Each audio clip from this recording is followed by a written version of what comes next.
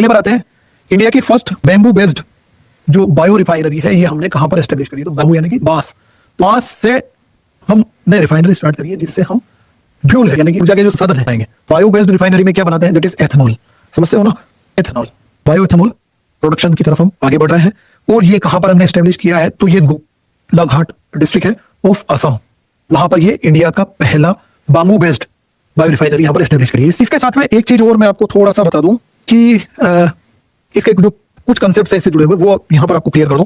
The one is हमारा जो ethanol blending programme है, इसको लिख लेना पूरा, एथेनॉल ब्लेंडिंग प्रोग्राम यानी कि ईबीपी। ईबीपी क्या है हमारा? कि हम अभी जो हमारे यहाँ पर जितना भी पेट्रोल दिया जाता है उसमें 20% एथेनॉल का मिक्सचर करेंगे यानी कि उसको ब्लेंड कर देंगे। ये हमारा टारगेट है कि हम इसको बढ़ाकर 20% तक कर चुके होंगे। ठीक है।